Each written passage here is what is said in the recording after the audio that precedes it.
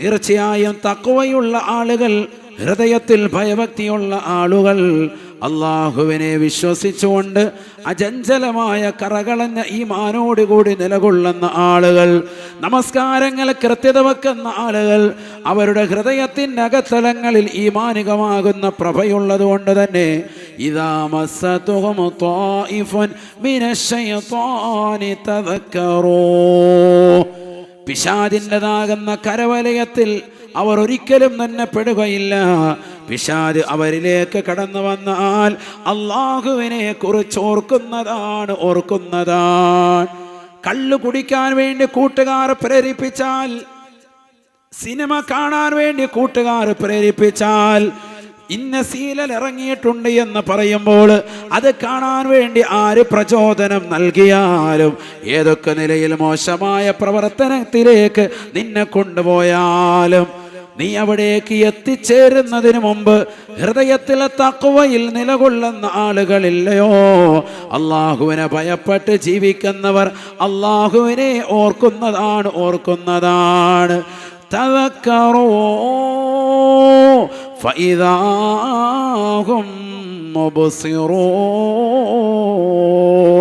തെറ്റുകളിലേക്ക് പോയ മനുഷ്യൻ റബ്ബിനെ ഓർത്തുകൊണ്ട് ഉൾക്കാഴ്ചയുള്ളവനായി അവൻ ആ തെറ്റിൽ നിന്ന് മാറി സഞ്ചരിക്കാൻ ഇത് അബദ്ധ സഞ്ചാരമാണെന്ന് മനസ്സിലാക്കി നന്മയുടെ വഴിത്താരയിലേക്ക് കടന്നു വരാൻ അവന് ശ്രദ്ധ ചെലുത്തുമെന്ന് വിശുദ്ധമായ ഖുർആൻ. ഈ ആയത്ത് ഓതിയിട്ടാണ് ബഹുമാനപ്പെട്ടവർ ബോധരഹിതനായി വീഴുന്നത്. സുബ്ഹാനല്ലാഹ്. ആളുകൾ അദ്ദേഹത്തെ കൈത്തണ്ടയിലിട്ടുകൊണ്ട് വീട്ടിലേക്ക് കൊണ്ടുപോയാണ്. പ്രസിദ്ധനായ സ്വാമിവര്യനാണ്, ഉമർ ഇബ്നുൽ ഖത്താബ് തങ്ങളുടെ പ്രിയപ്പെട്ട അനുയായിയാണ്, പള്ളിയിലെ മാടപ്രാവായി നിലകൊണ്ടതായ വ്യക്തിയാ. കൃത്യമായി ജമാഅത്തുകൾ കണിശത വെച്ചതായ വ്യക്തിയാണ്. ചുറ്റുമൂലയിലുള്ള പ്രിയപ്പെട്ട മുഅ്മിനീങ്ങളെ, സഹോദര സഹോദരിമാരെ, പഠിച്ചു വെക്കേണ്ട പാഠമാണ്. നമസ്കാരം കൃത്യത വെക്കുന്ന ആളുകൾക്ക് അല്ലാഹു സുബ്ഹാനഹു വ തആല വ്യഭിചാര ഇതിവൃത്തത്തിൽ നിന്ന് സംരക്ഷണം നൽകുമേ എന്ന് വിശുദ്ധമായ ഖുർആൻ. ഇന്ന സ്വലാത്ത തൻഹാ അനിൽ ഫഹ്ശാഇ വൽ മുൻകരി. അല്ലാഹു സുബ്ഹാനഹു വ തആല പരിശുദ്ധമായ ഖുർആനിലൂടെ ഓർമ്മപ്പെടുത്തിയ സംഗതിയാണ്. തീർച്ചയായും നമസ്കാരം മുറ പോലെ നിർവഹിക്കുന്നവരുണ്ടോ? അത് ചിറ്റുമൂല ജമാഅത്തിലാകട്ടെ, അത് വട്ടവറമ്പിലാകട്ടെ, അത് പാലോളി കുളങ്ങരയിലാകട്ടെ, അത് കരുനാഗപ്പള്ളി സെന്ററിലാകട്ടെ, അത് ടൗൺ പള്ളിയിലാകട്ടെ, ഏത് മഹല്ലത്തിൽ വന്നുകൊണ്ട് നിന്റെ നമസ്കാരം നീ നിലനിർത്തിയാലും കൃത്യമായി നീ ജമാഅത്തുകൾ ശ്രദ്ധിക്കുന്നവനാണോ? ബാങ്ക് വിളിക്കുന്ന സമയത്ത് തന്നെ അവ്വൽ വഖത്തിൽ തന്നെ എനിക്ക് നിർബന്ധമാക്കപ്പെട്ട നമസ്കാരം വന്നിരിക്കുന്നു എന്ന് പറഞ്ഞുകൊണ്ട് അവ്വൽ വഖത്തിൽ നമസ്കരിക്കുന്ന പെങ്ങളാണോ? അല്ലാഹു സുബ്ഹാനഹു വ തആല എല്ലാ മ്ലേച്ഛതയിൽ നിന്നും അവരെ തടയുമേ എന്ന് വിശുദ്ധമായ ഖുർആൻ. ഇന്ന സ്വലാത്ത തൻഹാ അനിൽ ഫഹ്ശാഇ വൽ മുൻകരി. നിന്നിലുള്ള കള്ളുകുടി മാറാൻ, നിന്നിലുള്ള വ്യഭിചാരം മാറാൻ, നിന്നിലുള്ള അശ്ലീലത മാറാൻ, ചെറുപ്പക്കാരാ സഹോദരാ, നിനക്കിതാ വിശുദ്ധമായ പള്ളിയുടെ അകത്തളം തുറന്നിട്ടിരിക്കുകയാണ്. ആ പള്ളിയിലേക്ക് നീ ഒന്ന് കടക്കണേ, ആ പള്ളിയിൽ നമസ്കാരം ഒന്ന് നിലനിർത്തണേ. അൽ മസാജിദു തുളിഉ ലി അഹ്ലി സമാ കമാ തുളിഉ നുജൂമ ലി അഹ്ലിൽ അർളി. ആകാശത്ത് മിന്നിത്തിളങ്ങുന്ന അനന്തകോടി നക്ഷത്ര താരകങ്ങൾ ഭൂമിയിലേക്ക് ഡയറക്ഷനായി ഭൂമിയിൽ പ്രകാശം ചൊരിയുന്നത് പോലെ ഭൂമിയിലുള്ളതാകുന്ന സർവ പള്ളികളും ആകാശത്തിന് ഡയറക്ഷനാണ്, ആകാശത്തിന് പ്രകാശം ചൊരിയുന്നു എന്ന് ഹബീബുനാ റസൂലുള്ളാഹി.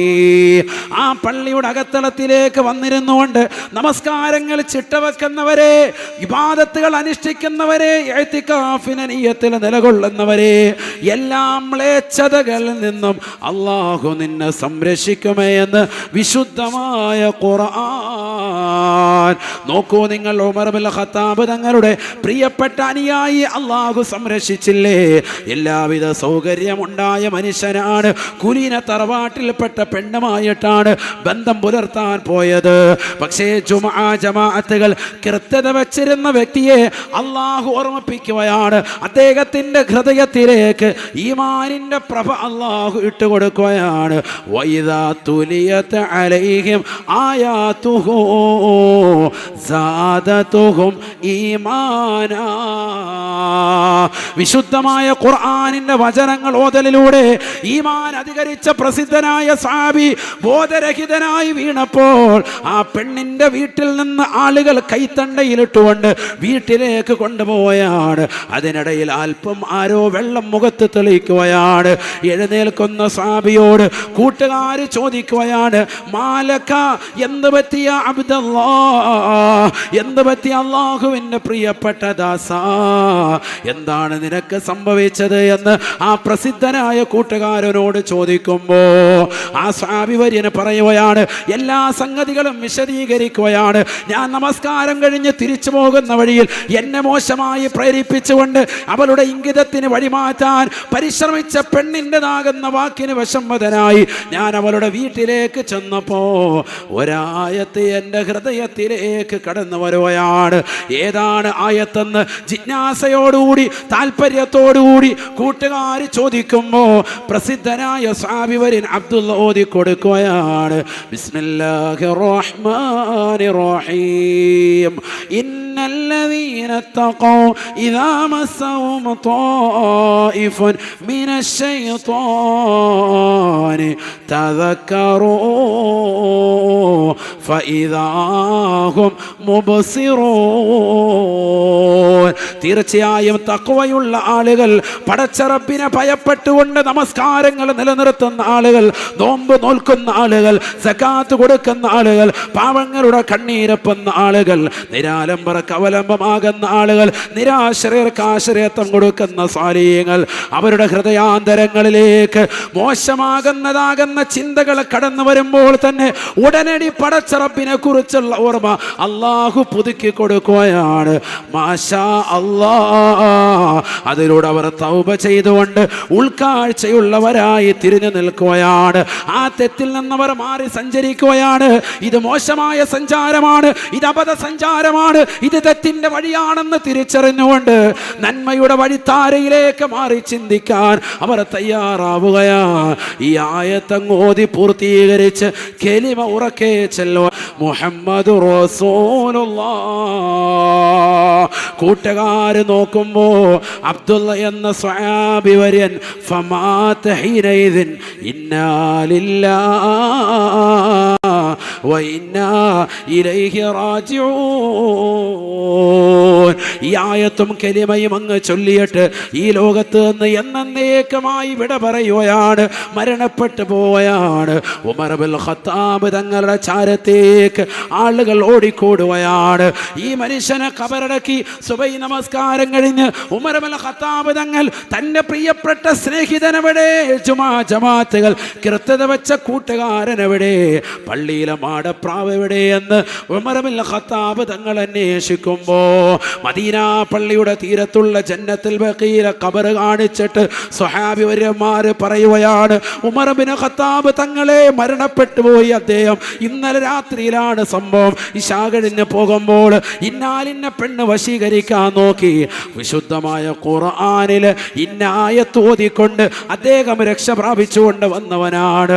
അതേ ആയത്ത് തന്നെ ഞങ്ങളെ ഓതിക്കേൽപ്പിച്ചുകൊണ്ട് കേവണ്ട് മരണപ്പെട്ടു എന്ന് പറയുമ്പോ ഉമർ ഇബ്നുൽ ഖത്താബ് തങ്ങൾ കൂട്ടുകാരോട് പറയുകയാണ്, വിഷമിക്കണ്ട കേട്ടോ, ഇന്നഹു മിൻ അഹ്ലിൽ ജന്ന, അദ്ദേഹം സ്വർഗാവകാശിയാണ് എന്ന് അമീറുൽ മുഅ്മിനീൻ സയ്യിദുനാ ഉമർ ഇബ്നുൽ ഖത്താബ് റളിയല്ലാഹു അൻഹു. മനസ്സിലാക്കണം, നമ്മൾ തെറ്റ് ചെയ്യാനുള്ള എല്ലാ സാഹചര്യവും ഒത്തു. ആരും അറിയില്ല, രഹസ്യമായി കാര്യം നടത്തിയിട്ട് പോകാം. ഇവിടെ പല ആളുകളും അത്തരത്തിൽ തെറ്റ് ചെയ്യുന്നവരില്ലേ?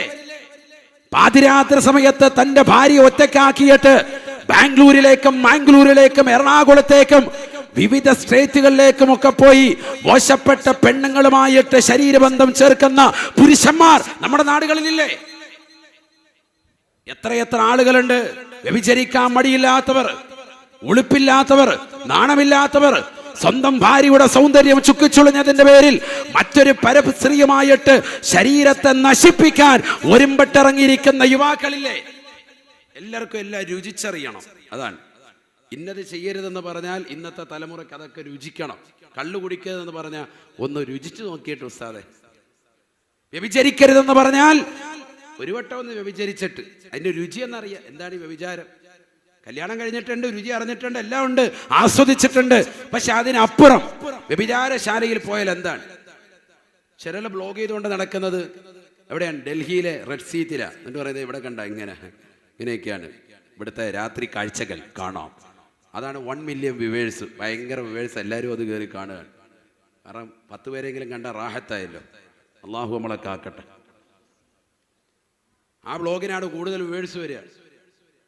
തൊട്ടപ്പുറത്ത് വാളിൻ്റെ, തൊട്ടപ്പുറത്ത് ബുറുദയുടെ, തൊട്ടപ്പുറത്ത് ഖുർആനോദലിൻ്റെ ഉണ്ട്. അതിനകത്ത് കയറി നോക്കണം, 1000 തികഞ്ഞിട്ടില്ല. അള്ളാഹു നമ്മളെ കാത്തു സംരക്ഷിക്കട്ടെ. ഞാൻ ചോദിക്കട്ടെ, നമ്മുടെയൊക്കെ മൊബൈലിൽ കുത്തി നിറച്ചിരിക്കുന്ന അശ്ലീലതകൾ എത്രയാ? ഈ ഇരിക്കുന്ന ഓരോരുത്തരും, നമ്മളെല്ലാവരും അവരവരുടെ സ്വന്തം മൊബൈലിനകത്ത് ആരുമറിയാതെ ഹൈഡ് ചെയ്തു വെച്ചിരിക്കുന്ന, ഒളിപ്പിച്ചു വെച്ചിരിക്കുന്ന മോശപ്പെട്ട ആപ്ലിക്കേഷനുകൾ എത്രയാണ്?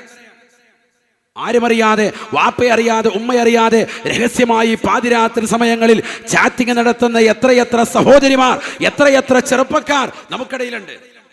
ഓൺലൈൻ വിദ്യാഭ്യാസം വന്നത് മുതൽക്ക് ഈ കഴിഞ്ഞ 2 വർഷക്കാലമായി വാപ്പ വാങ്ങിച്ചു കൊടുത്തതാകുന്ന 10,000 രൂപയുടെ മൊബൈൽ ഫോണിലൂടെ, 25,000 രൂപയിലുള്ള ലാപ്ടോപ്പിലൂടെ, 15,000 രൂപയിലുള്ള ടാബിലൂടെയൊക്കെ അശ്ലീലമാക്കപ്പെട്ട ലോകത്തേക്ക് മുഖം തിരിക്കുന്നതാകുന്ന തിരിച്ചിട്ടുള്ള എത്ര യുവതി യുവാക്കൾ നമ്മുടെ കരുനാഗപ്പള്ളി ദേശത്തുണ്ട്. എത്ര ഒളിച്ചോട്ടങ്ങൾ ഈ കഴിഞ്ഞ 2.5 വർഷം കൊണ്ട് നടന്നിട്ടുണ്ട്. എത്ര ഒളിച്ചോട്ടങ്ങൾ ഉണ്ടായിട്ടുണ്ട്. ആരാണിതിന് ഉത്തരവാദി? ആരാണിതിന് ഉത്തരവാദി? മദ്രസകളിൽ ഉസ്താദുമാർ, സമുന്നതരായിരിക്കുന്ന ഉലമാക്കൾ, അവരൊക്കെ കൃത്യമായി മദ്രസകൾ വെച്ചുകൊണ്ട് മക്കൾക്ക് തർബിയത്ത് കൊടുക്കുന്നു. നിസ്കരിക്കണം, നിങ്ങൾ നോമ്പ് പിടിക്കണം, നിങ്ങൾ സൽസ്വഭാവികളാകണം. അതിനുവേണ്ടി അഖ്ലാഖ് എന്ന പേരിൽ തന്നെ പ്രത്യേകമായ ഒരു ചാപ്റ്റർ തന്നെയുണ്ട്, ഒരു വിദ്യാഭ്യാസ സമ്പ്രദായം തന്നെയുണ്ട്, ഒരു പ്രത്യേക ഫന്ന് തന്നെയുണ്ട്. ഇസ്ലാമിക ചരിത്രങ്ങൾ അറിയാൻ പുതിയ പുതിയ യുക്തിവാദികളും കടന്നു വരുമ്പോ ഇസ്ലാമിന്റെ ചരിത്രങ്ങളെ വളച്ചൊടിക്കുന്നതാകുന്ന മക്കളെ പഠിക്കണമെന്ന് പറഞ്ഞുകൊണ്ട്, താരീഖ് എന്ന് പറഞ്ഞുകൊണ്ട് പ്രത്യേകമായ ചാപ്റ്റർ തന്നെ ഇവിടെ മക്കളെ പഠിപ്പിക്കുന്നുണ്ട്. മക്കൾക്ക് സൽസ്വഭാവം ഉണ്ടാകാൻ അഖ്ലാഖ്, അവർക്ക് മതപരമാകുന്ന ദീനിയായ വിഷയങ്ങൾ പഠിക്കാൻ ദീനിയാത്ത്, അവർക്ക് നിസ്കാരത്തെ കുറിച്ച്, നോമ്പിനെ കുറിച്ച്, സകാത്തിനെ കുറിച്ച്, ഹജ്ജിനെ കുറിച്ച് എന്ന് വേണ്ട അവർക്ക് ശുദ്ധിയാകുന്നതും അശുദ്ധിയാകുന്ന ഘട്ടങ്ങൾ, അതിൻ്റെ ദിവസത്തിൻ്റെ ക്രമീകരണങ്ങൾ, ഏതൊക്കെ രീതിയിൽ ശുദ്ധി നടത്തണം എന്നതിനെ കുറിച്ച് സ്ത്രീകൾക്കറിയേണ്ട അറിവുകൾ വരെ, പുരുഷന്മാർക്കറിയേണ്ട അറിവുകൾ വരെ കൃത്യമായി അടയാളപ്പെടുത്തി ജീവിത വ്യവഹാരങ്ങളെ കുറിച്ച് പഠിപ്പിക്കുന്ന കർമ്മശാസ്ത്ര ഗ്രന്ഥം ഫിഖ്ഹുകൾ ഇവിടെയുണ്ട്. ഇതൊക്കെ പഠിപ്പിച്ച് മക്കളെ 8ഉം 10ഉം +2 വരെ മദ്രസ വിദ്യാഭ്യാസം കൊടുത്തിട്ട് നിങ്ങളുടെ കൈകളിലേക്ക് നൽകിയപ്പോ കേവലം 2 കൊല്ലം കൊണ്ട് പ്രിയപ്പെട്ട മകൾ ഒളിച്ചോടി ഉസ്താദ് എന്ന് പറഞ്ഞുകൊണ്ട് നൊമ്പരം പറയുന്ന മാതാപിതാക്കൾ. ഇവിടെ 15 വർഷം വരെ ഉസ്താദുമാരുടെ കീഴിൽ ദീനി വിദ്യാഭ്യാസം പഠിച്ചിരുന്നതാകുന്ന ആ സമയത്ത് ഒരു പ്രശ്നം ഉണ്ടായിരുന്നില്ല, ഒരു ഒളിച്ചോട്ടം ഉണ്ടായിരുന്നില്ല. 2 കൊല്ലം മാതാപിതാക്കളുടെ കയ്യിലേക്ക് തർബീയത്തിന് വേണ്ടി തന്നപ്പോ അവരിലൂടെ ഒളിച്ചോട്ടം പഠിച്ചതാകുന്ന മക്കളില്ലേ ഇവിടെ? കാരണം എങ്ങനെ വീട്ടിൽ ദീനുണ്ടാകും? തിയറിയാണ് ഇവിടെ പഠിപ്പിക്കപ്പെടുന്നത്. നിസ്കാരത്തെ കുറിച്ച്, നോമ്പിനെ കുറിച്ച്, സകാത്തിനെ കുറിച്ച്, ഹജ്ജിനെ കുറിച്ച് ഒക്കെ വ്യക്തമായി പഠിപ്പിച്ചു കൊടുക്കാൻ. നിസ്കാരത്തിന്റെ ഷർത്തുകൾ ഇത്ര, നിസ്കാരത്തിന്റെ ഫറലുകൾ ഇത്ര, വുളൂഇന്റെ ഷർത്ത്, ഫറല്, സുന്നത്ത് നമസ്കാരങ്ങൾ, എല്ലാ കാര്യങ്ങളും പഠിപ്പിച്ച് വീട്ടിലേക്ക് വിടുമ്പോ ആ വീട്ടിൽ സുബഹി നമസ്കരിക്കാത്ത വാപ്പയെയും ഉമ്മയെയുമാണ് മക്കൾ പരിചയപ്പെടുന്നത്. പ്രാക്ടിക്കൽ ആകുന്നില്ല, വീട്ടിൽ നിസ്കാരം ഇല്ല. ആരാണ് ഇവിടെ കുറ്റക്കാർ? ഉസ്താദുമാരാണോ, ഉലമാക്കളാണോ? നിങ്ങൾ പറയും. ആരാണ് ഇവിടെ കുറ്റക്കാർ? ഭക്ഷണത്തിന്റെ മര്യാദകൾ പഠിപ്പിച്ച് ഏത് കൈ കൊണ്ട് കഴിക്കണം, ബിസ്മി ചൊല്ലി കഴിച്ചാലുള്ള നേട്ടങ്ങൾ എന്ത്, ബിസ്മി ചൊല്ലാതെ കഴിച്ചാൽ പിശാചി നിങ്ങളുടെ ഭക്ഷണത്തിൽ പങ്കാളികളാകുമെന്നുൾപ്പെടെയുള്ള ഹദീസുകൾ ഓതിയിട്ട് പ്രിയപ്പെട്ട മക്കളെ തർബിയത്ത് ചെയ്ത് വീട്ടിലേക്ക് വിടുമ്പോൾ ഉമ്മ ഒരുങ്ങി നിൽക്കുകയാണ്. അടുത്തുള്ളതാകുന്ന വവാക്കാവിലെ കോസ്മോദിലുള്ളതാകുന്ന ഓഡിറ്റോറിയത്തിലേക്ക് കല്യാണത്തിന് പോകാൻ വേണ്ടി, ഇല്ലെങ്കിൽ ഐഡിയൽ ഓഡിറ്റോറിയത്തിലേക്ക് കല്യാണത്തിന് പോകാൻ വേണ്ടി ഉമ്മ റെഡിയായി നിൽക്കുന്ന പ്രിയപ്പെട്ടതാകുന്ന ഉമ്മയോടൊപ്പം മകള് ചെല്ലുന്നു. അവിടെയുള്ള ബൊഫേ സംസ്കാരത്തിന് പ്രിയപ്പെട്ട പിതാവിനോടൊപ്പം മാതാവിനോടൊപ്പം മക്കൾ തയ്യാറാവുന്നു. ആരാണ് ഇവിടെ കുറ്റക്കാർ? ഈ പാശ്ചാത്യന്റെ സംസ്കാരം മക്കൾക്ക് കൈമാറി കൊടുത്തത് ആരാണ് ഇവിടെ? ഏതെങ്കിലും ആലിമീങ്ങൾ പറഞ്ഞോ ഈ രീതിയിൽ ഭക്ഷണം കഴിക്കണമെന്ന്? ഏതെങ്കിലും ഉലമാക്കൾ പറഞ്ഞിട്ടുണ്ടോ ഈ രീതിയിൽ ഭക്ഷണം കഴിക്കണമെന്ന്? കഴിക്കരുത് എന്ന് മാത്രമല്ല, അങ്ങനെ കഴിച്ചാൽ നിനക്ക് രോഗമുണ്ടാകുമെന്ന് വഅദ് പറഞ്ഞ പണ്ഡിതന്മാരുടെ വാങ്ങിച്ചതാകുന്ന അഖിലുകാരല്ലേ നമ്മൾ? ക്യാൻസറിന് അടിമപ്പെട്ടു പോയില്ലേ? നബി സല്ലല്ലാഹു അലൈഹി വസല്ലം തങ്ങൾ പറഞ്ഞത് എന്താണ്? ആരെങ്കിലും നിന്നുകൊണ്ട് വെള്ളം കുടിച്ചാൽ, ഇമാം നവവി തങ്ങൾ രേഖപ്പെടുത്തിയിട്ടുണ്ട്, അല്ലാഹു സുബ്ഹാനഹു വ തആല മരുന്നില്ലാത്ത രോഗം കൊണ്ടവനെ പരീക്ഷിക്കും. സയ്യിദുനാ റസൂലുള്ളാഹി. മനസ്സിലാക്കണം, ഇന്നത്തെ ഉമ്മത്തിന് എന്ത് സംഭവിച്ചു?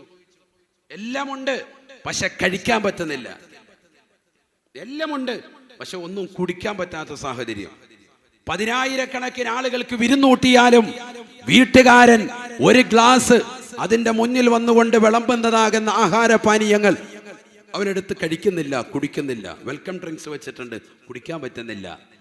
വീട്ടുകാരൻ കല്യാണം നടത്താൻ വലിയ ജോറായിട്ട് ആർഭാടമായിട്ട് ആലിമീങ്ങളുടെ വാക്കുകൾക്ക് പുല്ലുവില കൽപ്പിച്ചിട്ട് അദ്ദേഹം നടത്തുന്നതാകുന്ന ആർഭാട തുന്തിരമാകുന്ന കല്യാണത്തിന്റെ മുന്നിൽ വിളമ്പി വെക്കുന്ന വെൽക്കം ഡ്രിങ്ക്സ് കുടിക്കാൻ കഴിയുന്നില്ല. എന്തേ കാരണം?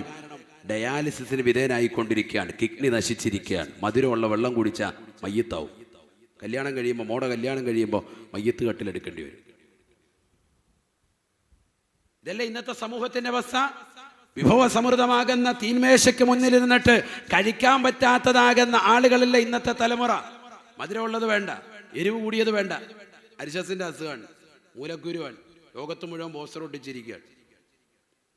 ഏറ്റവും കൂടുതൽ അത് മതപ്രസംഗത്തിന്റെ പോസ്റ്ററേക്കാൾ ഇപ്പം അതാണ്. എന്താ അതിൻ്റെ അർത്ഥം എന്നറിയോ?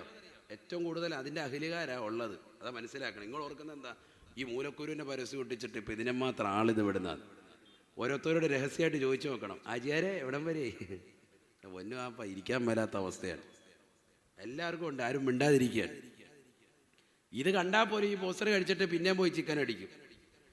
ഇത്ര കഴിച്ചാലും കുഴപ്പമില്ല, കുരു വന്നാലും കുഴപ്പമില്ല എന്ന് നിൽക്കുന്ന ആളുകൾ. അള്ളാഹു നമ്മുടെ ഭക്ഷണത്തിലൊക്കെ ബറക്കത്ത് നൽകട്ടെ. ഞാൻ പറഞ്ഞു വരുന്നത്, നമ്മുടെയൊക്കെ ജീവിതത്തിൽ ഒരുപാട് പാഠങ്ങൾ ഉൾക്കൊള്ളാനുണ്ട്. ഉമർ ബിൻ അബി സലമത്ത് റളിയല്ലാഹു അൻഹു പ്രസിദ്ധനായ സ്വഹാബിയാണ്, ചെറിയ കുട്ടിയാണ്. കുന്തു ഗുലാമൻ ഫീ ഹിജ്ർ റസൂലില്ലാഹി സ്വല്ലല്ലാഹു അലൈഹി വസല്ലം. ഞാൻ നബി തങ്ങളുടെ മടിത്തട്ടിലിരിക്കുമ്പോൾ ഫകാനത്തി യദീ തതീഷു സഹഫ, കൊണ്ടുവന്ന് വെച്ചതാകുന്ന വട്ടമേശയുടെ ചുറ്റുവട്ടം എൻ്റെ കൈ ഇങ്ങനെ ഒന്ന് പോയി. ഭക്ഷണം ഒന്നേ ഉള്ളൂ, പക്ഷെ പല ഭക്ഷണത്തിലേക്കും കൈ പോയപ്പോൾ നബി തങ്ങൾ പറഞ്ഞു, യാ ഗുലാം, പൊന്നുമോനെ, കുൽ ബി യമീനിക വസമ്മില്ല, അള്ളാഹുവിൻ്റെ പേര് പറഞ്ഞ് നീ കഴിക്കൻ, ബിസ്മില്ലി കഴിക്കൻ, വലത് കൈ കൊണ്ട് കഴിക്കൻ, വകുൽ മിമ്മാ യലീക, നിന്നോട് ഏറ്റവും അടുത്ത ഭാഗത്ത് നിന്ന് നീ കഴിച്ചു തുടങ്ങി. സയ്യിദുനാ റസൂലുള്ളാഹി. ഇതൊക്കെ നമുക്കറിയാം, പക്ഷെ നമ്മുടെ ജീവിതത്തിൽ വരുമ്പോൾ ഇതില്ല. നടുക്കോട്ട് കറി ഒഴിച്ചിട്ട് വാപ്പ ഇങ്ങനെ കുഴച്ച് കലക്കിയിട്ട് 10 കൈ കൊണ്ട് കുഴച്ചുകൊണ്ട് ഉരുളുണ്ടാക്കിയിട്ടേ കഴിക്കുകയുള്ളൂ. ഇതാണ് നമ്മുടെ അവസ്ഥ. മക്കള് പഠിക്കേണ്ട വീട്ടിൽ വന്ന് പാപ്പായും ഉമ്മായും നോക്കിയാണ് പഠിക്കുന്നത്. പക്ഷെ നമ്മുടെ വീടിൻ്റെ അകത്തളങ്ങളിൽ ആത്മീയത നഷ്ടപ്പെട്ടു പോയിരിക്കുന്നു. പ്രാക്ടിക്കലായിട്ട് ഇതൊന്നും തന്നെ നടക്കാത്ത അവസ്ഥ. അള്ളാഹു നമ്മളെ കാത്ത് സംരക്ഷിക്കട്ടെ. എത്രയെത്ര തെറ്റുകൾ! ഇതൊക്കെ നമ്മുടെ ചെറിയ കാര്യങ്ങളാണ് പറയുന്നത്. ഭക്ഷണങ്ങൾ നിലത്ത് വീഴുന്നു, വിളമ്പുമ്പോൾ തന്നെ നിലത്ത് വീഴുന്നു. ഒരു ചോറ് പോലും നിലത്ത് വീഴാതെ വിളമ്പാൻ വേണ്ടിയിട്ടാണ് കാറ്ററിംഗുകാരെ വിളിക്കുന്നത് തന്നെ. പൈസ കൊടുത്തിട്ട് ഹൈവാന്മാരെ നിർത്തുന്നത് തന്നെ അതിനാണ്. എന്നിട്ടോ അവർ വന്ന് വിളമ്പുന്നോ തെറിപ്പിക്കുക, മൊത്തം ഇരിക്കുന്നവൻ്റെ നെഞ്ചത്തോടി. അവരിങ്ങനെ തടസ്സം പിടിച്ചില്ലെങ്കിൽ തീർന്ന്. അങ്ങനെ കാറ്ററിംഗ് നടത്തുന്നവരുണ്ട്, അവരോട് ഈ പറയുന്നത് ശരിക്കും വിളമ്പിക്കോ, ഇല്ലെങ്കിൽ നാളെ ഹിസാബാണ്. ഇല്ലെങ്കിൽ ഇത് കഴിഞ്ഞിട്ട് ഫുലൂസ് വാങ്ങാൻ നിൽക്കരുത്. ഇത് ഫുലൂസും വാങ്ങി പോക്കറ്റിയിട്ടിട്ട് ഈ സൈസ് വിളമ്പലാണെങ്കിൽ ആഖിറത്തിൽ വലിയ ഹിസാബാണ്. ചോറ് കളയരുതേ, വിളമ്പി നിലത്ത് പൊഴിയരുതേ, ഒരു മണി അരിക്ക് പെരിയവൻ കൊടുത്ത പദവിയും മഹത്വമേറിയതാ, ശിഫയത് മുഴുക്കയാക്കിയതാ. ബഹുമാനപ്പെട്ട ശൈഖുന തഴവ ഉസ്താദ്, അള്ളാഹു ഒരിടത്ത് ദറജ ഉയർത്തട്ടെ, മലബാറിലേക്ക് വഅദിന് പോയിട്ട് അവിടുന്ന് ഭാര്യയ്ക്ക് എഴുതിയ കത്തിൻ്റെ ഉള്ളടക്ക സ്വന്തം ഭാര്യയ്ക്ക് കൊടുക്കുക കത്ത്. എന്താ ഭാര്യയ്ക്കൊന്നും അറിയില്ലേ? നല്ല ആലിമത്താണ്, അദ്ദേഹത്തിൻ്റെ കൂടെയുള്ള ജീവിതമല്ലേ, അതുകൊണ്ട് തന്നെ സംശുദ്ധമായ ജീവിതമാണ്. എന്നാൽ പോലും ഭാര്യയ്ക്ക് നിർദ്ദേശം കൊടുക്കാൻ ഒരുപാടുണ്ട്. കഥകടയ്ക്കാതെ ഉറങ്ങരുതേ നീ നോക്കാതെ, ഞാനത് റെഡിക്കടച്ചെന്നുറപ്പ് പലരും നിനക്ക് തന്നാലും, കഥകുകൾ അടഞ്ഞു കണ്ടാലും. കഥകടയ്ക്കാതെ നീ ഉറങ്ങരുതേ എന്ന് ഒരു ഭാര്യയോട് ഭർത്താവ് കൊടുക്കുന്ന നിർദ്ദേശം. കാരണം ശരിയല്ലേ? അൽ മർഅതു റാഇയത്തുൻ ഫീ ബൈതി സൗജിഹാ ശഫീഉന റസൂലുള്ളാഹി. ഭാര്യയാണ് അവളുടെ വീട്ടിൽ കൈകാര്യകർത്താവ്. പ്രത്യേകിച്ച് ഭർത്താവില്ലാത്ത വേളകളിൽ വളരെയേറെ ശ്രദ്ധിക്കേണ്ടത് അവളാണ്. മക്കളുടെ കാര്യം, വീടിൻ്റെ കാര്യമൊക്കെ ശ്രദ്ധിക്കണം. വാതിൽ കുത്തിയിട്ടിട്ടുണ്ടോ എന്ന് വരെ നോക്കണം. ഉത്തരവാദിത്തമാണ്, അമാനത്താണ്. ആ ഉത്തരവാദിത്തങ്ങൾ നിർവഹിക്കുന്നവളാകണം.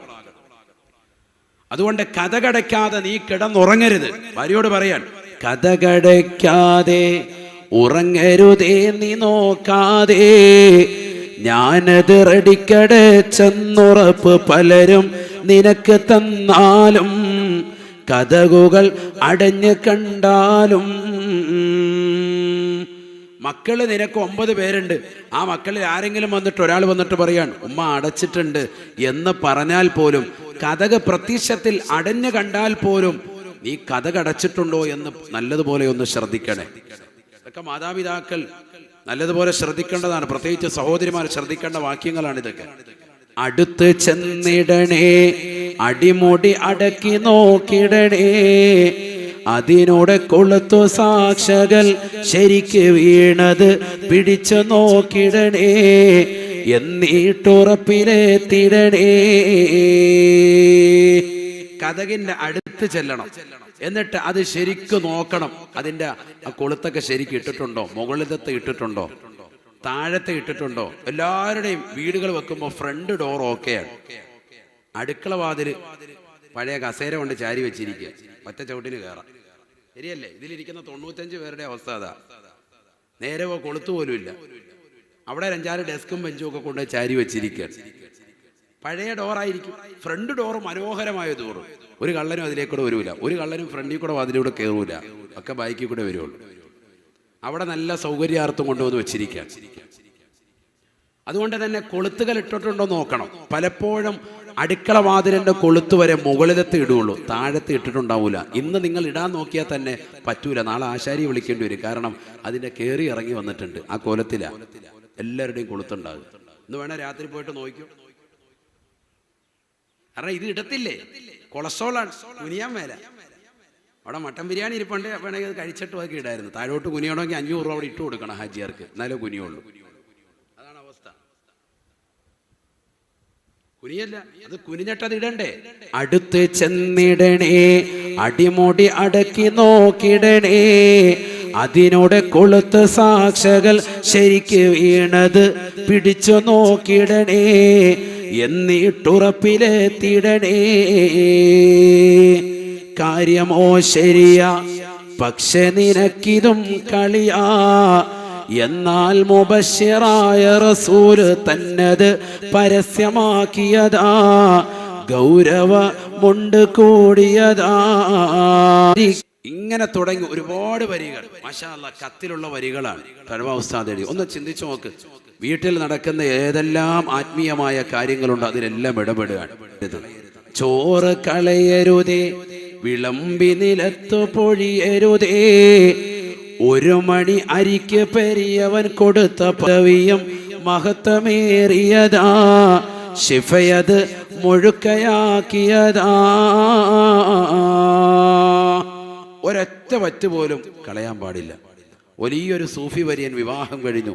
ആദ്യ രാത്രിയിൽ ഭാര്യയോട് പറഞ്ഞു, എല്ലാ ദിവസവും ഭക്ഷണം വിളമ്പുമ്പോൾ നീ ഒരു അതുകൊണ്ട് തന്നെ ഭാര്യയ്ക്ക് എന്തിനാണെന്ന് മനസ്സിലാക്കാൻ സാധിച്ചിരുന്നില്ല. അതാണ് പഴയ കാലത്തിൻ്റെ സൂക്ഷ്മത. ഇന്നത് വല്ലാതെ ഇല്ലാതായിരിക്കുന്നു എന്നുള്ളത് ഒരു യാഥാർത്ഥ്യമാണ്. വേണമെങ്കിൽ നാളെ ഞായറാഴ്ചയല്ലേ, കല്യാണത്തിന് പോയി നോക്കാം, അപ്പം അറിയാം. വിളമ്പാണ് ഇത് നമുക്ക് തന്നെ അങ്ങനെയാണ്. വീട്ടുകാരനായിരിക്കും വിളമ്പുന്നത്. കാശിൻ്റെ ഗരിമ നമ്മൾ ചോറ് കളഞ്ഞിട്ടല്ല കാണിക്കേണ്ടത്.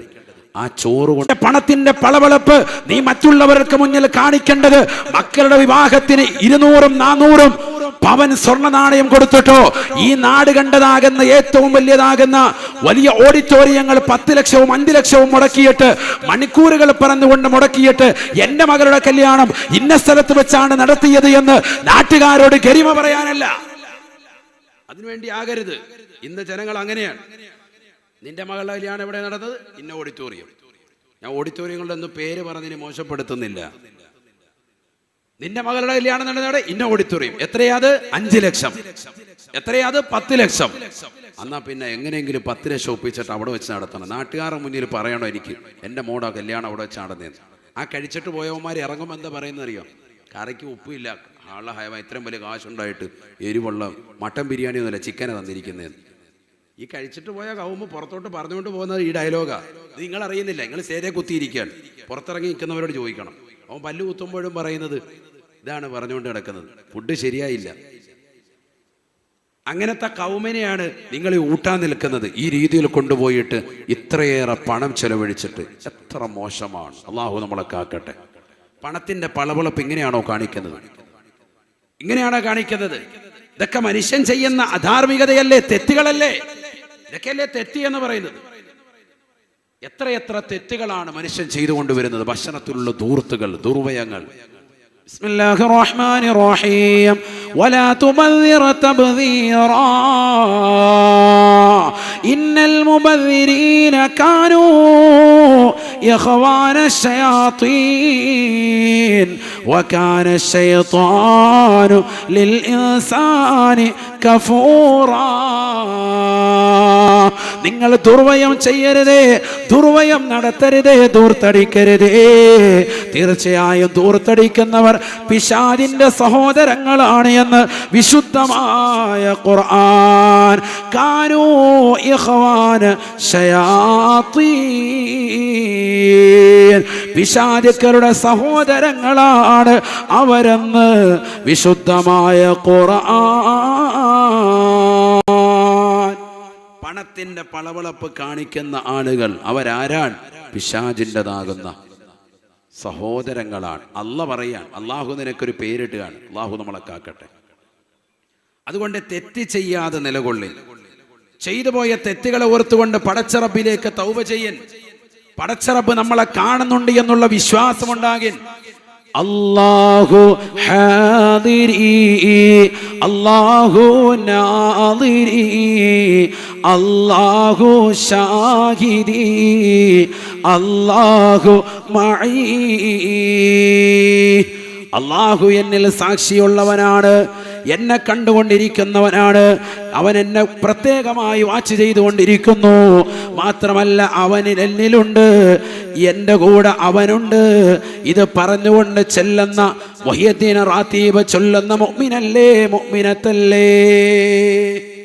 ഇത് എത്ര പ്രാവശ്യം ചൊല്ലി തീർത്തു ഈ കഴിഞ്ഞ മാസം. നിങ്ങൾ വൈദി ശൈഖ് റളിയല്ലാഹു അൻഹു ആണ്ട് കഴിച്ച മാസമല്ലായിരുന്നോ റബീഉൽ ആഖിർ?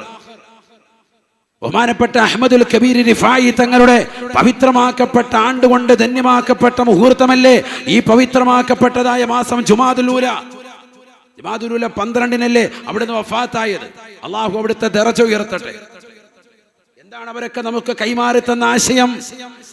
അള്ളാഹു എന്ന ജഗന്നിയന്താവായ പരിപാലകനായ പടച്ചറബിനെ ഭയപ്പെട്ടുകൊണ്ട് മനോഹരമായ സംശുദ്ധമായ ജീവിതം ഈ ലോകത്ത്, കുറഞ്ഞ കാല ലോകത്ത് ജീവിക്കുക. കുറഞ്ഞ കാലം അത്രയേ ഉള്ളൂ. ആയുസ് എത്രയാ നമുക്ക്? വളരെ കുറഞ്ഞ ആയുസ്. മനോഹരമായ വീട് വേണം, എനിക്കും എൻ്റെ കുടുംബത്തിനും വേണമെന്ന് ആശ വെച്ചുകൊണ്ട് പ്രവാസ ലോകത്തേക്ക് പോയതാകുന്ന ജാബിർ എന്ന സഹോദരൻ സൗദിയിൽ വെച്ചുകൊണ്ട് വാഹനാപകടത്തിൽ മരണപ്പെട്ട് കൊണ്ടുവന്നടക്കം ചെയ്തത് മിനിഞ്ഞാന്നല്ലേ. എത്രയോ പ്രവാസികൾ ഈ ചുറ്റുമൂലയുടെ മണ്ണിലുണ്ട്. ഇവിടെ ഒരുമിച്ച് കൂടിയതാകുന്ന ആയിരക്കണക്കിന് പ്രിയപ്പെട്ട വിശ്വാസിനികളുടെ കുടുംബങ്ങളിലുണ്ട്. ആ പ്രവാസികൾക്കെന്നല്ല ലോകത്തുള്ള മുഴുവൻ പ്രവാസികളുടെയും ഹൃദയത്തിൽ വല്ലാത്തൊരു നോവായി ജാബിർ എന്ന് പറയുന്ന പാവപ്പെട്ടതാകുന്ന കോഴിക്കോട് ജില്ലയിലെ സഹോദരന്റെ മരണവാർത്ത വലിയ നൊമ്പരമായി മാറിയില്ലേ? എനിക്കൊരു മനോഹരമായ വീട് വേണം, ആ വീടിന്റെ പൂർത്തീകരണം എത്രയും വേഗം നടക്കണമെന്നൊക്കെ പറഞ്ഞുകൊണ്ട് ലക്ഷ്യം വെച്ചുകൊണ്ട് കയറിപ്പോയ മനുഷ്യന് അല്ലാഹു സുബ്ഹാനഹു വ തആല സംവിധാനിച്ചത് 6 അടി മണ്ണാകുന്ന ഖബറാണ്. ഖബറിന്റെ വീടാണ്. മനസ്സിലാക്കണം, നമ്മൾ ഖബറാകുന്ന വീടാണ്. നമ്മൾ മനസ്സിലാക്കുന്ന വീടല്ല റബ്ബ് നമുക്ക് നിശ്ചയിക്കാം. ഞാൻ ഈ വാല് കഴിഞ്ഞിട്ട് നാളെ കാസർഗോഡ് എത്തുമെന്ന് എനിക്കങ്ങനെ ഉറപ്പിക്കാൻ സാധിക്കും സഹോദരങ്ങളെ. നിങ്ങളൊക്കെ നിങ്ങളുടെ വീടുകളിലേക്ക് പല സ്ഥലങ്ങളിലും വന്ന ആളുകളുണ്ട്. നമ്മൾ ഓരോരുത്തർക്കും നമ്മുടെ വീടുകളിലേക്ക് എത്താൻ സാധിക്കുമോ? ഉറപ്പുള്ളവരുണ്ടോ? ആർക്കും ഉറപ്പിക്കാൻ പറ്റൂല. ഏത് സമയത്തും എവിടെ വെച്ചും എപ്പോൾ വേണമെങ്കിലും മരണപ്പെടാം. ഞാൻ ഇന്ന് ഷെയ്ഖ് പള്ളിയിൽ സിയാറത്ത് കഴിഞ്ഞിട്ട് വരികയാണ്. ഒരല്പം മുമ്പ് സിയാറത്ത് ചെയ്യുമ്പോൾ അൻവർ സാഹിബ് എന്നോട് പറഞ്ഞു, മക്കാമിന്റെ പരിപാലകൻ അദ്ദേഹം എന്നോട് പറഞ്ഞു, ഉസ്താദ് ഇവിടെ ജോലി ചെയ്തിരുന്ന കാസർഗോഡുള്ള വ്യക്തി, സാറിന് വലിയ ഇഷ്ടമുള്ളൊരു വ്യക്തിയാണ്, അദ്ദേഹം മരണപ്പെട്ടു പോയി. അപ്പോൾ ഞാനത് ചോദിച്ചാൽ ആളെ എനിക്കവിടെ ഓർമ്മ കിട്ടുന്നില്ല. അപ്പോഴാണ് ഫോട്ടോ കാണിച്ചപ്പോൾ 1 മാസം മുമ്പ് വരെ അദ്ദേഹവുമായി സംസാരിച്ചത്. ഇനി കാസർഗോഡ് എപ്പോഴാണ് വാഴ്ന്നു വരുന്നതെന്നൊക്കെ ചോദിച്ച് എപ്പോഴും കുശലം പറയുകയും അന്വേഷണം പറയുന്ന ഒരു പാവപ്പെട്ട മനുഷ്യൻ. അദ്ദേഹം മരണപ്പെട്ടിട്ട് 3 ആഴ്ചയായി. വർഷങ്ങളോളം നമ്മുടെ പള്ളിയിൽ സേവനം ചെയ്തിരുന്ന വ്യക്തിയാണ്, അഥവാ മക്കാമിൽ സേവനം ചെയ്ത വ്യക്തിയാണ്. അല്ലാഹു അദ്ദേഹത്തിന്റെ ഖിദ്മത്തുകളൊക്കെ സ്വീകരിക്കുമാറാവട്ടെ. ഒന്ന് ചിന്തിക്കണേ, വെറും പാവപ്പെട്ട നിർധനനായ ഒരു സഹോദരൻ പെട്ടെന്ന് മരണപ്പെടുകയാണ്. ആരും അറിയുന്നില്ല, ഖബറടക്കത്തിന് ശേഷമാണ് അറിയുന്നത്. എത്രയോ സഹാബിമാർ അങ്ങനെ മരണപ്പെട്ടു പോയവരുണ്ട്. നേരം വെളുക്കുമ്പോഴാണ് പരിശുദ്ധ റസൂൽ സല്ലല്ലാഹു അലൈഹി വസല്ലമ തങ്ങൾ അവരെ കുറിച്ചുള്ള വിവരം അറിയുന്നത്. ഇരിക്കുന്ന ഓരോരുത്തരുടെയും മാതാപിതാക്കളും ബന്ധുക്കളും കുടുംബങ്ങളും സഹോദരങ്ങളും സഹോദരിമാരും മക്കളടക്കം മരണപ്പെട്ടുകൊണ്ട് ചുറ്റുമൂല ഖബർസ്ഥാനിലും പരിസര മഹല്ലുകളിലും കരുനാഗപ്പള്ളി ജമാഅത്തിലുമൊക്കെ അന്ത്യവിശ്രമം ചെയ്യുന്ന ആളുകളില്ലേ നമുക്കിടയിൽ? കൊണ്ടുപോയി ഖബറടക്കിയവരില്ലേ? അവരുടെ മയ്യത്ത് കുളിപ്പിച്ചവരില്ലേ? അവരെ കഫൻ ചെയ്തവരില്ലേ? എന്നിട്ട് പോലും നമുക്ക് നാളെ മരിക്കുമെന്നുള്ള ചിന്തയില്ല. നമ്മൾ ഇപ്പോഴും തെറ്റുകളിൽ വ്യാപൃതനായി മുന്നോട്ട് പോവുകയാണ്. അല്ല ഉണ്ട് എന്നുള്ള ഉറച്ച വിശ്വാസം നിന്റെ കൽബിനകത്ത് ഇല്ല. പറയുന്നത് ഉണ്ടെന്ന് നീ വെറുതെ പറയുന്നതാണ്. ഉറച്ച വിശ്വാസം നിന്റെ ഹൃദയത്തിലില്ല. ഉണ്ടെങ്കിൽ നീ ഒരു ഗീബത്ത് പറയൂല, നീ ഒരു പരദൂഷണത്തിന് ഏർപ്പെടാൻ നീ തയ്യാറാവൂല, നീ ഒരു നമീമത്തിനും നിലകൊള്ളൂല, നീ അയൽവാസിയുമായി അരച്ചാൻ വഴിയുടെ വിഷയത്തിൽ പോരടിക്കൂല, കൊലപാതകത്തിന് മുൻപന്തിയിൽ നിൽക്കൂല. ഇന്നുമുണ്ട് ഫേസ്ബുക്കിൽ വീഡിയോ, വൈറലായ വീഡിയോകൾ. അരച്ചാണ് വഴിയുടെ വിഷയത്തിൽ വഴക്കടിക്കുക. 20-30 കൊല്ലം സന്തോഷകരമായി ജീവിച്ച അയൽവാസികൾ, പെണ്ണുങ്ങളെ ഇറങ്ങുന്നത് കുൻഫു, ബ്ലാക്ക് ബെൽറ്റ്, കരോട്ട, ഏത് ഐറ്റം വേണമെങ്കിലും വായിന്ന് വിളിക്കുന്ന ചീത്ത കേട്ട് കഴിഞ്ഞാൽ എൻ്റെ റബ്ബേ, അവരെ 1-ാം ക്ലാസ്സിൽ കൊണ്ട് ഇരുത്തണം, മദ്രസയിൽ തന്നെ. ആ സൈസ് ഐറ്റാണ്. 3 ഹജ്ജ് ചെയ്തെന്നാ പറയുന്നത്. വൈകിട്ട് വിളിക്കും, അതെ 3 ഹജ്ജ് ചെയ്തിട്ടുണ്ട്. നല്ല നാവ്, നല്ല റാഹത്തുണ്ട്. അള്ളാഹു നമ്മളെ കാക്കട്ടെ. എന്നിട്ട് രസം എന്താണ്? മക്കളും മരുമക്കളും അയൽവാസികളൊക്കെ നോക്കിയിരുന്നിട്ട് ചിരിച്ചുകൊണ്ടിരിക്കുക. അവരെയും കാണാൻ വീഡിയോയിൽ. ഒരാളും ഒന്നും പറഞ്ഞൊന്നും മാറ്റാൻ പോലും ഇല്ല. ഒക്കെ കുറച്ച് കഴിയുമ്പോൾ ഇങ്ങനെ ഈ അടിക്കുള്ള സൗകര്യം ചെയ്തു കൊടുക്കുമല്ലോ, അവിടെ കിടക്കുന്ന കള്ളിമുളിച്ചെടിയൊക്കെ മാറ്റി കൊടുക്കുക. കാരണം ഇവരിങ്ങോട്ട് വന്ന് തല്ലിക്കോട്ടെ എന്ന് കരുതിയിട്ട് അങ്ങനെയൊന്നും പറയാതെ. എന്നിട്ട് പതുക്കെ സൈഡിൽ കൂടെ ഒക്കെ പോയിട്ട് എരിവിട്ട് കൊടുക്കുകയാണ്. അവന് പറഞ്ഞേക്കുന്ന കേട്ടോ, എന്താ പറഞ്ഞു, നിങ്ങളെ കാണിച്ചു തരാമെന്ന് അടുത്തു. അപ്പോൾ ഇവൻ ഇളകുകയാണ്. അങ്ങനെ പറഞ്ഞു. ഇങ്ങനെ എണ്ണ ഒഴിച്ചു കൊടുക്കുക. ഇവനിങ്ങനെ സൈഡിൽ നിന്നിട്ട് മാറി നിന്നിട്ട് ഒരടി കാണണം. അടി തുടങ്ങി അല്പം വൈകിപ്പോയാൽ അതും വിഷമം. അടച്ചവനെ ഒന്നും മൊത്തം കാണാൻ പറ്റിയില്ലല്ലോ. ഇനി അടി നടക്കുകയാണെങ്കിൽ അത് വീഡിയോ പിടിച്ചിട്ട് ഫേസ്ബുക്കിലിട്ടിട്ട് ലൈക്ക് കൂട്ടാനും ഷെയർ കൂട്ടാനും എൻ്റെ ഫേസ്ബുക്ക് എങ്ങനെയെങ്കിലും ഒന്ന് ഉയർത്തിക്കൊണ്ട് വരണമെന്നുള്ള ചിന്താധാരയിൽ നിൽക്കുന്ന അയൽവാസികൾ. ഇതല്ലേ നമ്മുടെ സമൂഹത്തിൽ നടക്കുന്നത്? ഒരു വണ്ടി ഇങ്ങോട്ട് കാറ് വളച്ച് കയറ്റാൻ, അല്ലെങ്കിൽ ആ പാവപ്പെട്ട ഓട്ടോറിക്ഷ തൊഴിലാളി ഓട്ടോ ഒന്ന് കയറ്റാൻ വേണ്ടിയിട്ടുള്ള വഴിക്ക് വേണ്ടിയിട്ടാണ് ഈ ബഹളമേ. അല്പം വഴിയുടെ വിഷയത്തിൽ ഇതൊക്കെ ആരാ കൊണ്ടുപോവുക? നിങ്ങൾ ഏറ്റവും ഉത്തമ സമുദായത്തിന്റെ അഹിരുകാരാണെന്ന് ഖുർആൻ സർട്ടിഫൈ ചെയ്ത സമൂഹത്തിന്റെ ഇന്നത്തെ അവസ്ഥയാണ് ഈ പറയുന്നത്. ചീത്ത വിളിക്കുക, നാട്ടുകാർ മുഴുവൻ കേൾക്കാൻ നിന്നിട്ട് ലോകം മുഴുവൻ അറിയാണ് സോഷ്യൽ മീഡിയയിലൂടെ. ഇന്ന ഹാജിയാര്, ഇന്ന സഹോദരി മുണ്ടും മടക്കി കുത്തുന്ന പോലെ നൈറ്റിയും കയറ്റി കൂട്ടിയിട്ട് ഉള്ള നാട്ടുകാരെ മുഴുവൻ ചീത്ത വിളിച്ചുകൊണ്ട് നിലകൊള്ളുകയാണ്. നമ്മുടെ സമൂഹത്തിന്റെ അവസ്ഥ എന്താണ്? എന്നിട്ട് ഒരു തെറ്റും ഞങ്ങൾ ചെയ്യുന്നില്ല എന്നാ പറച്ചിരുന്നു. അത് ഞങ്ങളൊന്നും ഒരു തെറ്റും ചെയ്യുന്നില്ല. ഇതല്ലേ ഏറ്റവും വലിയ തെറ്റ്. നാളെ ഇതൊക്കെ നീ വെട്ടിപ്പിടിച്ചതും നീ അപഹരിച്ചതുമൊക്കെ ആയിട്ട് നാളെ പടച്ചിറപ്പിന്റെ ദർബാറിലേക്ക് വരൂലേ? എന്താ ഇവിടെ ഏറ്റവും വലിയ വിവാദമായി ചർച്ച ചെയ്തുകൊണ്ടിരുന്ന ഹലാൽ എന്ന് പറയുന്ന വിഷയം എന്താണത്? ഇത് പറയാതെ പോകുന്നത് എങ്ങനെ? ഇവിടെ 4 ദിവസം മതപ്രഭാഷണം നടക്കുമ്പോ എന്റെ പ്രിയപ്പെട്ട ചിത്തുമൂലയിലുള്ള മണ്ണിൽ നിന്നുകൊണ്ട് ആയിരക്കണക്കിന് പ്രിയപ്പെട്ട വിശ്വാസികൾ പഠിച്ചിരിക്കണം എന്താണ് ഹലാൽ, എന്താണ് ഹറാം. ഇസ്ലാം മതത്തിൽ ഹലാൽ ഹറാം എന്ന പദം ഭക്ഷണത്തിൽ മാത്രമല്ല പഠിച്ചിരിക്കണം. നമ്മൾ ഭക്ഷണത്തിൽ മാത്രമുള്ള ഒരു കേവലം വാക്കല്ല. അനുവദനീയമായത് ഹലാൽ, ഹറാം നിഷിദ്ധമായത്, പാടില്ലാത്തത് നമുക്കത് എടുക്കാൻ പാടില്ല. മറ്റൊരാളുടേതാകുന്ന സ്വത്ത് കളവ് ചെയ്തു കൊണ്ടുവന്നാലും അപഹരിച്ചു കൊണ്ടുവന്നാലും അവനെ കൊലപ്പെടുത്തിയിട്ട് കൊണ്ടുവന്നാലും ആ സ്വത്ത് നിനക്കെടുക്കാൻ പാടില്ല. അത് ഭക്ഷണമാകട്ടെ, അത് സ്വത്താകട്ടെ, അത് വസ്ത്രമാകട്ടെ, അത് ഭൂമിയായിക്കോട്ടെ, അത് കാറാകട്ടെ, അത് വീടാകട്ടെ, എന്തായിരുന്നാലും നിനക്കെടുക്കാൻ പാടില്ല. അത് ഹറാമാണ്, നിഷിദ്ധമാണ്. അല്ലാതെ ഫുഡ് മാത്രമല്ല, ഭക്ഷണത്തിൽ മാത്രമല്ല. ഭക്ഷണത്തിൽ നമ്മൾ മുഅ്മിനായ മനുഷ്യൻ, മുസ്ലിമായ വ്യക്തി, അവൻ അറവ് നടത്തുന്നു, ബിസ്മി ചൊല്ലി അറക്കുന്നു. നമ്മൾ അങ്ങനെയാണ് അറവിനെ കുറിച്ച് പഠിച്ചിട്ടുള്ളത്. എന്നാൽ പന്നി മാംസം നമുക്ക് നിഷിദ്ധമാണ്. ഒരു മുസ്ലിം അറക്കൽ കൊണ്ടോ അല്ലെങ്കിൽ ഒരു മുഅ്മിനായ മനുഷ്യൻ അറക്കൽ കൊണ്ടോ അവൻ ബിസ്മി ചൊല്ലൽ കൊണ്ടോ മാത്രമാണ് ഹലാലിനെ ചില ആളുകൾ വിവക്ഷിക്കുന്നത് സോഷ്യൽ മീഡിയയിൽ. അങ്ങനെയാണോ? അത് മാത്രമല്ല ഹലാൽ. മറിച്ച് ഇപ്പൊ പന്നി മാംസം മുസ്ലിമിന് ഹറാമാണ്, നിഷിദ്ധമാണ്. പന്നി മാംസം ഒരു മുഅ്മിനായ മനുഷ്യൻ ഒരു പന്നിയെ അറുത്തു, ബിസ്മി ചൊല്ലിയാണ് അറുത്തത്. നമുക്ക് കഴിക്കാൻ പറ്റുമോ മുഅ്മിനീങ്ങളെ? പാടില്ല. എന്തുകൊണ്ട്? പന്നി മാംസം നമുക്കത് നിഷിദ്ധമാണ്. അറവ് നടത്തിയത് മുഅ്മിനായിക്കോട്ടെ, അവൻ ബിസ്മി ചൊല്ലി അറുത്താലും നമുക്കത് നിഷിദ്ധമാണ്. അവൻ ബിസ്മി ചൊല്ലി അറക്കുക എന്നുള്ളതോ അല്ലെങ്കിൽ മുഅ്മിൻ അറക്കുക എന്നുള്ളതോ അല്ല ഹലാലിന്റെ വിവക്ഷ എന്ന് മനസ്സിലാക്കിയിരിക്കണം ഈ ഉമ്മത്ത്. ചർച്ചകൾക്ക് ഒന്നും തന്നെ കിട്ടാതെ വരുമ്പോ മുസ്ലിമിന്റെ പേര് പറഞ്ഞുകൊണ്ട് ചോര കുടിക്കുന്നതാകുന്ന ചാനലുകൾ, അന്തിച്ചർച്ചകൾക്ക് നേതൃത്വം കൊടുക്കുന്നതാകുന്ന ചാനലിന്റെ വക്താക്കൾ നല്ലതുപോലെ പഠിച്ചു വെക്കിൻ. നിങ്ങൾ ചാനലുകൾ ചർച്ച ചെയ്തുകൊണ്ട് ഘോരഘോരം പ്രഭാഷണം നടത്തിയതുകൊണ്ടോ വൈകുന്നേരത്തെ അന്തിച്ചർച്ചകൾ ഹലാലിന്റെ ഫുഡ് പറഞ്ഞിട്ട് ഇവിടുത്തെ പാവപ്പെട്ട മുസ്ലിമീങ്ങളുടെ മേൽ കുതിര കയറിയത് കൊണ്ടോ ഇസ്ലാമിനെ തെറ്റിദ്ധരിപ്പിക്കാമെന്ന് ആരെങ്കിലും വ്യാമോഹിക്കുന്നുണ്ടെങ്കിൽ അവരൊക്കെ തന്നെ ചവറ്റുകുട്ടയിലേക്ക്, അറബിക്കടലിന്റെ ആഴിയിലേക്ക് ഞങ്ങൾ പരിപൂർണമായി എല്ലാ അവജ്ഞയോടുകൂടിയും തള്ളിക്കളയുമെന്നുള്ള വസ്തുത ഇവിടെ ആഹ്വാനം ചെയ്യുകയാണ്. ഞങ്ങൾ ആരും അതിനെ ഒരിക്കലും തന്നെ ഏറ്റെടുക്കൂല. ആ വാക്കിനെ ഞങ്ങൾ ഒരിക്കലും തന്നെ ഏറ്റെടുക്കൂല. അങ്ങനെയുള്ള ചാനൽ ചർച്ചകൾ ചേർന്നിട്ട് ഇതൊക്കെയാണ് ചർച്ച, ഇതൊക്കെയാണ് ദീന് എന്നാരും നിങ്ങൾ മനസ്സിലാക്കി പോകണ്ട.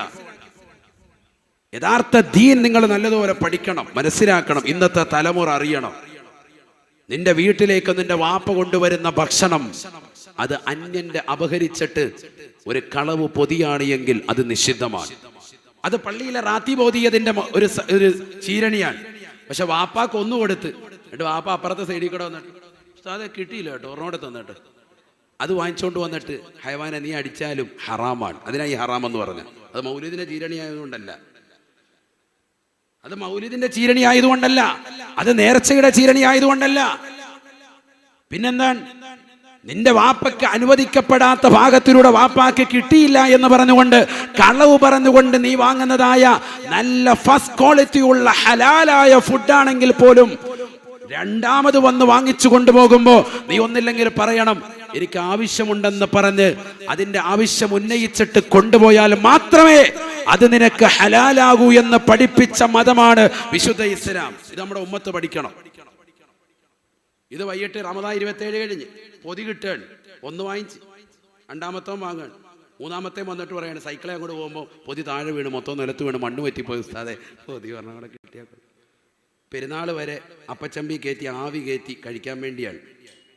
പിന്നെ ഇനി അങ്ങോട്ട് അടുത്ത ദിവസം ഒന്നും ഉണ്ടാക്കണ്ടല്ലോ, റാഹത്തായി വീണ്ടും വീണ്ടും വാങ്ങിച്ചുകൊണ്ട് പോവുക. ഇതൊക്കെ എങ്ങനെ ഹലാലാകും? പിന്നെ എങ്ങനെ ക്യാൻസർ വരാതിരിക്കും? നമ്മളെന്തിനാണ് ഈ മോശമായ സംസ്കാരത്തിന് മുസ്ലിം സഹോദരൻ നിലകൊള്ളുന്നത്? ഇതൊക്കെ ഇന്ന് സമൂഹത്തിൽ നടക്കുന്ന കാര്യങ്ങളാണ്, നടക്കാത്തതല്ല ഈ പറയുന്നത്. കളവ് പറഞ്ഞിട്ട് സാധനങ്ങൾ വീണ്ടും വീണ്ടും വാങ്ങുക, കക്കുക. ഒരു മിനിറ്റ് കിട്ടിയാൽ മുതലാളിയെ എങ്ങനെയെങ്കിലും കബളിപ്പിച്ചിട്ടാണെങ്കിലും അവന് കളവ് നടത്തുക. CCTV ക്യാമറ ഉണ്ടാക്കിയ ആളുകൾ വരെ സമൂഹത്തിലില്ലേ? ഇല്ലാന്ന് പറയാൻ പറ്റുമോ? പിന്നെ എങ്ങനെയാണ് 10ാം ക്ലാസ്സും ഗുസ്തിയും ഇവിടെ നാട്ടിൽ നേരെച്ചോ വിദ്യാഭ്യാസമില്ലാത്ത ആളുകളൊക്കെ ഗൾഫിൽ പോയിട്ട് 5 കൊല്ലം കൊണ്ട് നാട്ടിൽ വന്നിട്ട് വലിയ വീട് കയറ്റിയ ആളുകൾ എങ്ങനെയാണ്? ഇതൊക്കെ പറയാൻ ഇവിടെ ആള് വേണ്ടേ? നിങ്ങൾ എന്നെ എന്ത് തെറ്റിദ്ധരിച്ചാലും എന്ത് ചീത്ത പറഞ്ഞാലും പറയാനുള്ള ദീനിന്റെ വിഷയം ആർജവത്തോടുകൂടി പറയും. അതിനെന്ത് പറഞ്ഞിട്ടും കാര്യമില്ല. 10ാം ക്ലാസ്സും ഗുസ്തിയും തോറ്റിട്ട് നടന്നവൻ ഇവിടെയുള്ള ഡോക്ടർമാർക്കും ഇവിടെയുള്ള എഞ്ചിനീയർക്കും കിട്ടുന്ന സൗഭാഗ്യങ്ങളെക്കാൾ അമ്പരചുംബികളായ മണിമേഖല വെക്കാൻ ഇവൻ എവിടുന്ന് സമ്പത്ത് കിട്ടി? എന്താ ഇത്ര വലിയ ഉദ്യോഗം അവന് കിട്ടിയ? പോയിട്ട് 3 കൊല്ലമായിട്ടുള്ളൂ. നാട്ടിലേക്ക് വന്നിട്ട് ഭയങ്കര ഫ്ലാറ്റ് പണിയാണ്. എന്താ സംഭവം? അറബി അങ്ങോട്ട് ഇറങ്ങിയതേ ഉള്ളൂ. അടിച്ചു മാറ്റല് ഫുള്ള്. ഇല്ലെങ്കിൽ ചെയ്യുന്ന ബിസിനസ്സിൽ കൃത്രിമത്വം കാണിച്ച്. ഇതൊക്കെ ഹലാലാകുമോ മുഅ്മിനേ? ഇതൊക്കെ നമ്മുടെ ജീവിതത്തിൽ കൊണ്ടുവന്ന മക്കളെ പശിപ്പിച്ചാല് ആ മക്കള് സാലിഹായി തീരുവോ? നമുക്ക് ഇത് കൊണ്ടുവന്ന് കൊടുത്തിട്ട് നമ്മുടെ പ്രിയപ്പെട്ട ഭാര്യ സാലിഹത്താകണം. നാളെ എന്റെ ഖബറിന്റെ ചാരത്ത് വന്നുകൊണ്ട് നിലകൊള്ളുന്ന കരുനാഗപ്പള്ളിയിൽ 1 സെന്റിന് 10 ലക്ഷം രൂപയാണെന്ന് ഉമ്മാക്കുണ്ടോ അറിയുന്നു? ഈ പാവം പിടിച്ചവൻ അവിടെ പോയിട്ട് ഗൾഫിൽ പോയി 5 കൊല്ലം കൊണ്ട് അവനുണ്ടാക്കിയ പൈസ കൊണ്ട് വീട്ടിലെ ചെലവ്, മക്കളുടെ വിദ്യാഭ്യാസ ചെലവ്, പാപ്പയുടെയും ഉമ്മയുടെയും ഹോസ്പിറ്റലിലെ ചെലവൊക്കെ കഴിച്ചിട്ട് മിച്ചം പിടിച്ച് വരികയാണ്.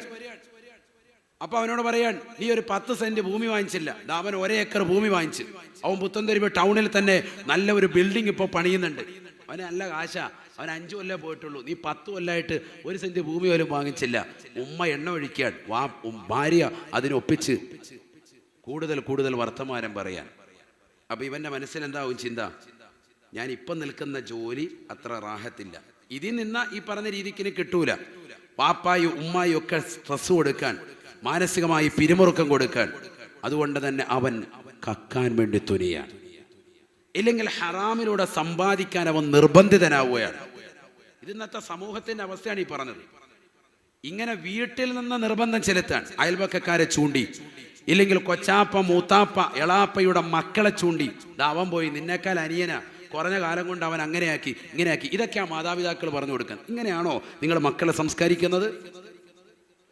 നിന്റെ മകന് ദീനി വിദ്യാഭ്യാസമുണ്ട്, അവൻ അന്യന്റെ മുതൽ ആഗ്രഹിക്കാതെ മാന്യമായ ഹലാലായ ഭക്ഷണം കൊണ്ടുവരുമ്പോ ബിസ്മി ചൊല്ലിക്കൊണ്ട്, എന്റെ പൊന്നുമോനെ നമുക്ക് പട്ടിണിയില്ലാതെ പടച്ചറബ് നമ്മളെ മുന്നോട്ട് കൊണ്ടുപോകുന്നല്ലോ, നീ ഇത് തന്നെ ജോലിയിൽ തന്നെ ഉറച്ചു നിൽക്കണേ, നിനക്ക് എല്ലാവിധ ബറക്കത്തും അല്ലാഹു നൽകട്ടെ എന്ന് പറഞ്ഞ് പ്രിയപ്പെട്ട മകന് വേണ്ടി തലയ്ക്ക് കൈവച്ചുകൊണ്ട് പ്രാർത്ഥിക്കേണ്ട ഉമ്മ ആ പ്രിയപ്പെട്ട മകനെ മോശമായ ഭക്ഷണം കഴിക്കാനും മോശമായ തലത്തിലേക്ക് ജോലി തേടാനും വേണ്ടി നിർബന്ധിച്ച് അവൻ മോശമായ രീതിയിൽ കട്ടുകൊണ്ടുവന്നുകൊണ്ട് മനോഹരമായ വീട്ടിൽ കഴിയുമ്പോൾ നിങ്ങൾക്ക് ഈ ദുനിയാവിൽ ആസ്വാദനമായി തോന്നുന്നുണ്ട് എങ്കിൽ മരണത്തെ നിങ്ങൾ കൊതിച്ചോ.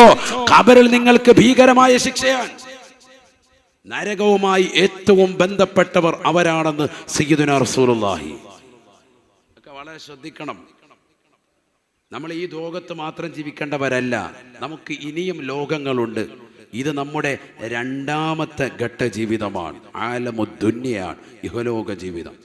ഒരു ലോകം നമുക്ക് കഴിഞ്ഞു, ആലമുൽ അർവാഹ്, ആത്മാക്കളുടെ ലോകം. അവിടെ നിന്ന് നമ്മളിപ്പോൾ 2ാം ഘട്ട ജീവിതത്തിലാണ്. ഇനി 3ാം ഘട്ട ജീവിതത്തിലേക്ക് നമ്മൾ പോവാൻ. ഏതാണത്? ആലമുൽ ബർസഖ്, ഖബർ എന്ന ഭയാനകമായ ലോകം. അവിടേക്ക് നമ്മൾ പോകാൻ എത്തിയിട്ടില്ല, പോയിക്കൊണ്ടിരിക്കുകയാണ്. മരണത്തോടുകൂടി അവിടേക്ക് എത്തിപ്പെടും. അവിടെ നിന്ന് ആലമുൽ ഹശ്റിലേക്ക്, മഹ്ശറയിലേക്ക് നമുക്ക് എത്തണം. 4ാം ഘട്ട ജീവിതത്തിലേക്ക് എത്തണം. അവിടെയും നിൽക്കുന്നില്ല, അവിടെയും വിചാരണ കഴിഞ്ഞ് അൽ ജന്നത്തു അവിന്നാർ.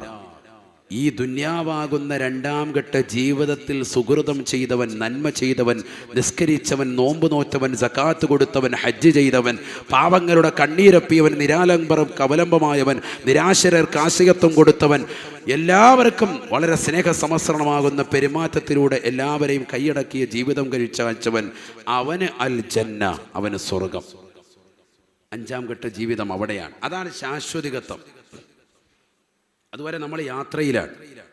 ഇവിടെ കള്ളുകുടിച്ചും രസിച്ചും രമിച്ചും വ്യഭിചരിച്ചും സിനിമ കണ്ടും സീരിയൽ ദർശിച്ചും മോശപ്പെട്ട വീഡിയോസൊക്കെ കണ്ടും ലൈക്ക് ചെയ്തും ഷെയർ ചെയ്തും രാത്രിയുടെ യാമങ്ങളെ അന്യ സ്ത്രീ പുരുഷന്മാർ തമ്മിൽ പരസ്പരം സംസാരിക്കാനുള്ള വകയൊഴുക്കിയും ഒളിച്ചോട്ടത്തിന് വേണ്ടി നിലകൊള്ളുകയും ഒക്കെ ചെയ്ത സഹോദരിമാരുണ്ട് എങ്കിൽ അന്നാർ, കത്തിജ്വലിക്കുന്ന നരകം അല്ലാഹു സുബ്ഹാനഹു വ തആല നൽകും. അല്ലാഹു നമ്മളെ കാത്തു സംരക്ഷിക്കട്ടെ.